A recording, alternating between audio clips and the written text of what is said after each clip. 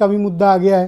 तो जाहिर सी बात है कि अब 6 तारीख तक जब तक ये सदन चलेगी ऐसे कोई आसार दिख नहीं रहे हैं। तो इतना गतिरोध का स्तर इतना व्यक्तिगत कैसे हो गया? ब्रजेश जी, ऐसा लगता है कि जो राहुल गांधी ने यात्रा की पैदल, वो लोकसभा चुनाव से पहले बीजेपी को इस बात का कहीं ना कहीं एहसास है कि राहुल गांधी उनके लिए एक बड़ी समस्या चुनाव में बन सकते हैं। और टक्कर भी देश में अगर कोई सरकार बनाएगा बीजेपी के खिलाफ तो राहुल गांधी या कांग्रेस बना सकती है। बाकी क्षेत्रीय दल तो अपने अपने यहाँ परेशान हैं। तो राहुल गांधी पर इस समय बीजेपी का हमला तेज है, इसमें कोई शक नहीं। लेकिन देखना इस बात का है कि राहुल गांधी को जब सजा हुई थी तो 30 दिन का समय दिया गया था। अब वो इस 30 दिन में कोई अभी तक तो उन्होंने हलचल की नहीं, अपील की नहीं। ये राहुल गांधी क्या जेल जाएंगे या वो अपील करेंगे उच्च हाई कोर्ट में और वहाँ से कोई रिलीफ लेंगे? 30 दिन का समय है। दूसरी बात ये आती है कि कांग्रेस से ज़्यादा तो केजरीवाल बवाल कर रहे हैं। जिसके घर में सारा बवाल हुआ उससे ज़्यादा पड़ोसी हल्ला मचाए हैं। और कांग्रेस केजरीवाल का भी विरोध करती है। केजरीवाल जिस तरह से आरोप लगाते हैं सदन के भीतर विधानसभा में, वो तो उतना तो कांग्रेसों नहीं विरोध कर पा रही है बीजेपी का और मोदी का। लेकिन कई राज्यों में कांग्रेस की सरकार है। कांग्रेस ने उन राज्यों में जिस तरह से प्रदर्शन होना चाहिए, ना कोई बंद का ऐलान किया, ना कोई धरना प्रदर्शन किया, अनशन किया। उधर ममता बनर्जी आज बैठ गई अनशन पे कलकत्ता में। तो विपक्ष की जो एकजुटता है वो तो देखिए होनी नहीं है। और उस पर कांग्रेस एक बड़ी पार्टी है, उसको तय करना है। लेकिन ये जो राहुल गांधी को लेकर रिएक्शन है उस पर कोई बहुत ज़्यादा उत्तर प्रदेश से उम्मीद नहीं आ रही है।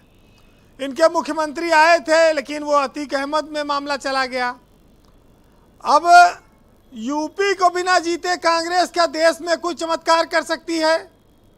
और अगर यूपी में वोट बिखरा हो या अलग अलग लड़े सब, तो बीजेपी इनको कहाँ ले जाके छोड़ेगी? एक को सीट मिलेगी कि नहीं मिलेगी? और फिर आप देखिएगा योगी का कद कितना बढ़ जाएगा देश में, क्योंकि ये यूपी तो 75 प्लस का नारा है और सबसे बड़ा स्टेट है।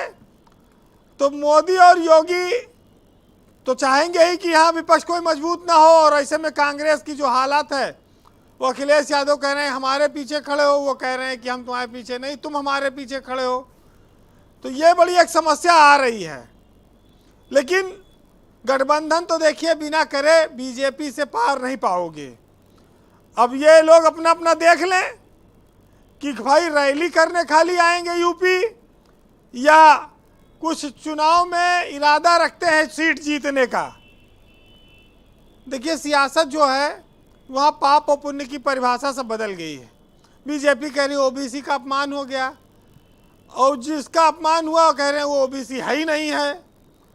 और कांग्रेस कह रही है कि मैंने कुछ कहा ही नहीं, बेवजह का अपमान से जोड़ा जा रहा है, राहुल को सताया जा रहा है, घर खाली करा लिया गया, अब हो जाएगा, सदस्यता चली गई। 4 बार राहुल गांधी सांसद रहे और गांधी परिवार में इतनी कभी स्थिति दुर्दशा की नहीं रही जितनी आज है। तो या तो अपनी जिद चला लो कि हम बड़े हैं, या तो क्षेत्रीय दलों से हाथ मिला लो।